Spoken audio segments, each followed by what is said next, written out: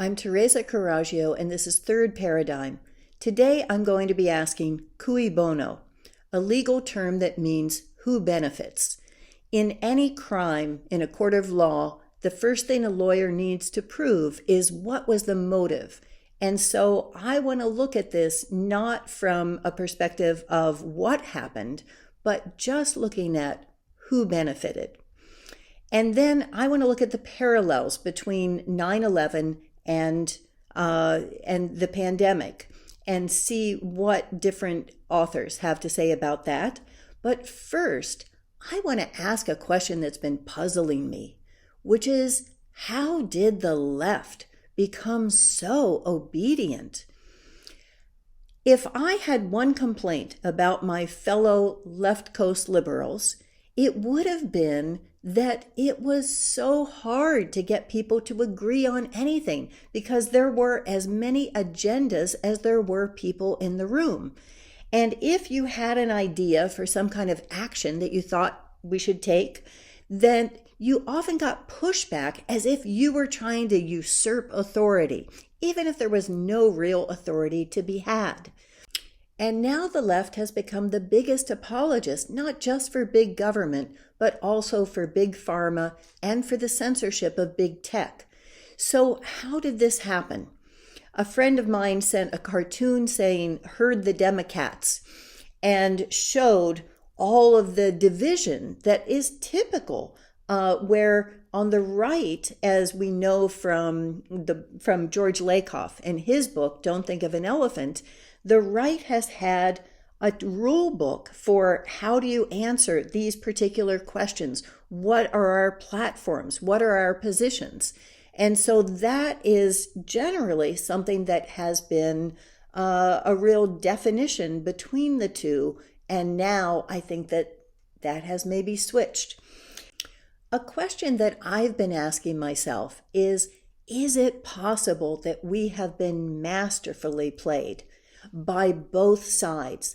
I think of all politicians as just being face cards, essentially an actor who is playing a certain role, but they're not really the player. They're not the one who's making the decisions. And so, is it possible that Trump has been playing the role of Trump in order to get the left to come to certain positions? What we know is that the left have been unified being against Trump. Whatever Trump has been for, they are against, and whatever Trump is against, they are for. And so we have this circumstance where Dr. Fauci is fired by Trump and ends up becoming the darling of the left, the most popular doctor in the United States, even after the evidence has come out about his funding of the labs. Now, these are bioterrorism labs. These were bioweapons, but there is no biological weapon that is defensive. Anytime you use chemicals, you use nuclear, all of those can't be used in your own home territory. They are only something that is effective being used somewhere else.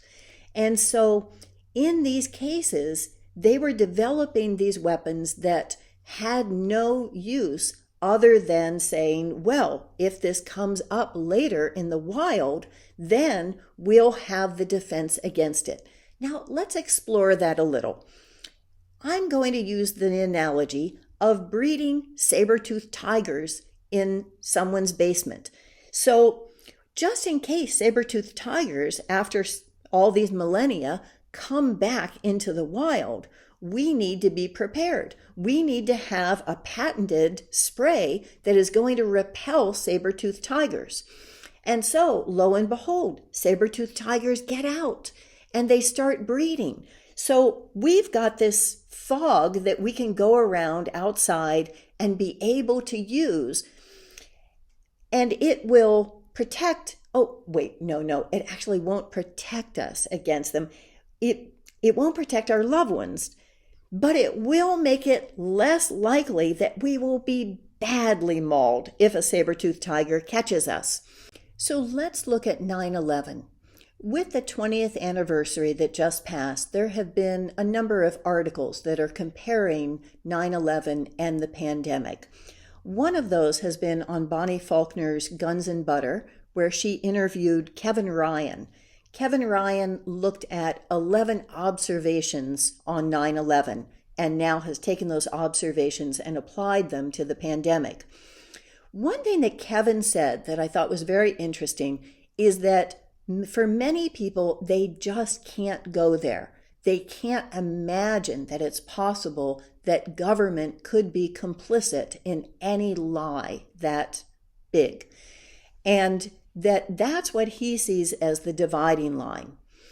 In my experience, I've found that to be true, and I've also found the reverse of that, that once someone sees that one thing is a lie, it's easy to extrapolate that to everything else. That in a sense, it's like in your personal life, when you know that someone has absolutely lied to you, you can never again say, well, they wouldn't do that. You can only say, are they doing that now? So something that was an eye-opener for me was the first time that I went to a 9/11 Truth Conference. And this has recently been the newest one. And you can see how the Twin Towers are being represented as needles. When I attended that soon after 9/11, it wasn't so much an eye-opener on 9/11 because I, for my radio show, had interviewed Richard Gage, the founder of Architects and Engineers for 9/11 Truth. In preparation for that interview, I had seen his film and I had done research and I had shown it to my daughters. And we all were clear that there was no other possibility than it being an inside job. Once you see it, you can never unsee it. So what was a revelation at that conference was listening to Ellen Brown, the author of Web of Debt, talking about the money system and how money is created. And that absolutely floored me. I thought, how is it possible that we don't know this? And that set me on the whole trajectory that I've been on ever since with my book, How to Dismantle an Empire, and the research that I've done into the economic system. So I think with both of these, it's no surprise that Robert F. Kennedy Jr. would be on the forefront of this research with the pandemic. When the term conspiracy theory was developed by the CIA in response to those who didn't believe the official story of the assassination of his uncle. It was a way to discredit them without ever looking at their evidence. And so knowing that there's that possibility of corruption at that level is something that opens your eyes and makes it possible for you to see what's in front of your face. So let's look closely at what the benefits have been to those who are not just big pharma. One of the places I look at is big government and what has been the impact there. When we look at the death toll of the virus, it has been primarily on the elderly and those with comorbidities. According to the CDC's own data, their death certificates have only 6% that list COVID as the only cause of death. The other 94% have an average of 2.6 other comorbidities. And so if we look at that and we look at about half of those as being people who are institutionalized, that means that about 200,000 of the 400,000 have been elderly who have been in nursing homes. My mom was one of those casualties. She was in one of the most impoverished areas in the country, and her nursing home was still $8,000 a month, or about $100,000 a year.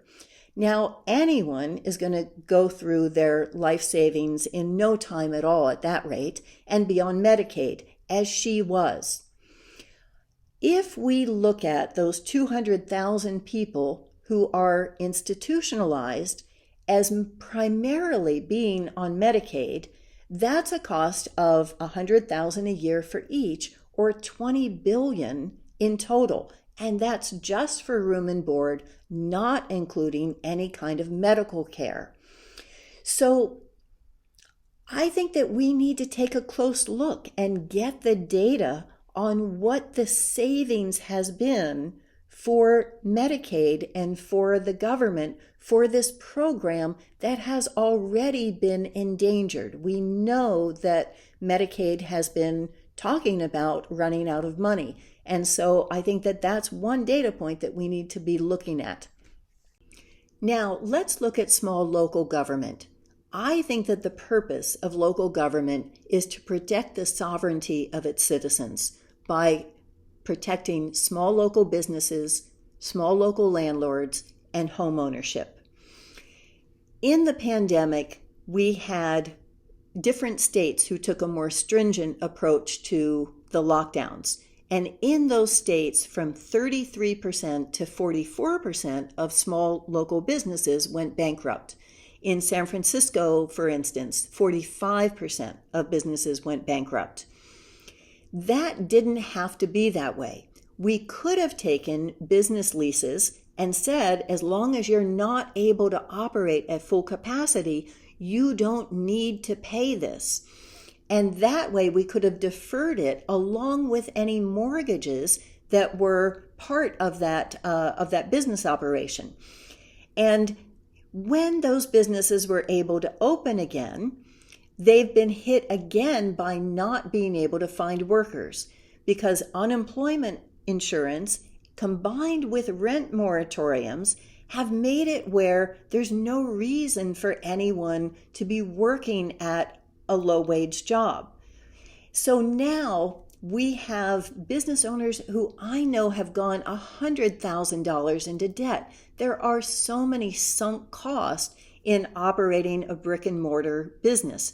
You've already remodeled the place. You've made it fit your business. You have to decide, do I walk away from all that and lose everything, or do I try to keep on going and thinking that I can make it on the other side? And so once again, if we controlled our own money system at a local level, that unemployment and rent moratoriums could have been transformed into local jobs that serve the community, that gave useful roles that would have helped us create community and make things better for all of the people who were living here. Instead, those who were forced to do those essential roles have been forced to wear masks. Who in 2019 would have thought that breathing would be a right we had to defend? Now they've been turned into faceless automatons. And so for 8 hours or more a day, they are trapped into this role that makes them not have the same kind of freedom and personal contact, the same kind of communication, personality. They have become the servants of our economy. And there's never been a greater divide between laptop workers, who are living in the laptop of luxury these days, and those who are actually serving our economy. So given those as our options, you can see why anyone who has unemployment insurance and a rent moratorium would be choosing that over being masked for 8 hours a day.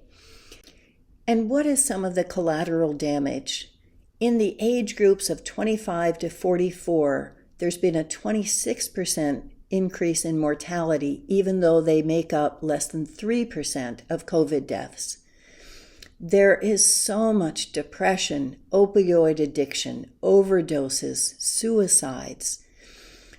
I think that we need to take care of ourselves and take care of each other and wait this out. Something is in play that is bigger than all of us. And my personal belief is that it's actually going to turn out to be better for us once we get through it. I think that this is an overreach that's going to backfire and has created a crisis that is going to wake up more people than have ever been awake before. So what I want to say to you is stay safe, stay free, and laugh as much as possible. Thank you. If you're intrigued and would like to go deeper into these ideas, here's another video on a related theme. And if you'd like to delve into this entire area, here's a playlist. Thank you, and I would love it if you would subscribe.